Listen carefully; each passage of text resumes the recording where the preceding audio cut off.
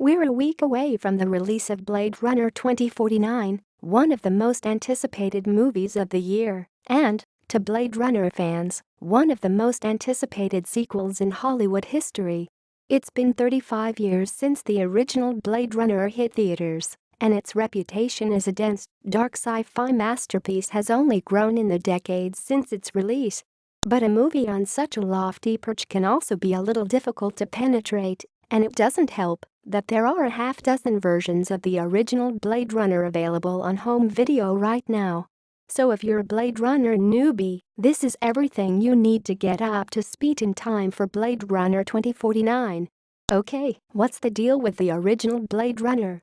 Blade Runner is a sci-fi neo-noir movie, loosely adapted from Philip K. Dick's novel Do Androids Dream of Electric Sheep. Blade Runner is set in the year 2019, in a dark, rainy, neon-soaked, and altogether hellish-looking vision of the future of Los Angeles. Harrison Ford stars as Rick Deckard, the titular Blade Runner, a kind of detective tasked with finding and eliminating incredibly lifelike robots, called replicants. Replicants are essentially indistinguishable from humans, but created to do jobs humans don't want to do: hard labor, warfare, and sex work. As a failsafe, replicants were designed with a 4-year lifespan. Shortly before the movie begins, a small group of replicants mount a rebellion, murder a bunch of humans, and vanish. Rick Deckard is assigned to track those replicants down. So there are like 27 versions of this movie, right? How many of them do I actually need to watch? Just one. And Ridley Scott made it pretty easy to remember because it's the one called Blade Runner, the final cut. After years of confusion about the real version of Blade Runner, the final cut was released in 2007 to provide a single, definitive of Blade Runner. Scott personally oversaw a brand new remaster of the original movie. He also re-added some violence that had originally been removed from the US release, cleaned up a bunch of effects that had aged poorly, and patched up a plot hole that had bedeviled Blade Runner fans for years. More on that later. Great.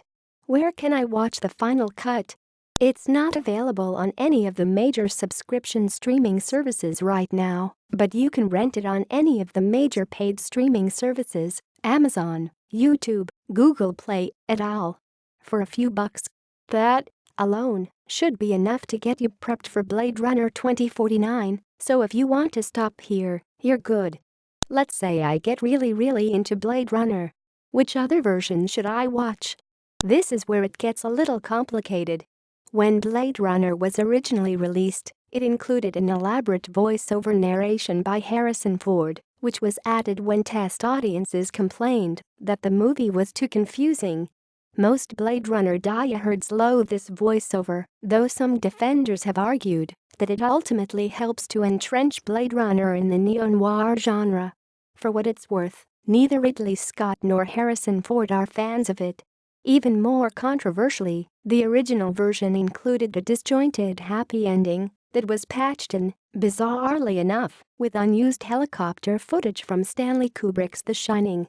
To my mind, the original release, which is now called the theatrical version, is definitely inferior, and Blade Runner 2049 has pretty clearly jettisoned that happy ending. But if you're a completist, it's interesting to see the somewhat bastardized version that originally arrived in theaters.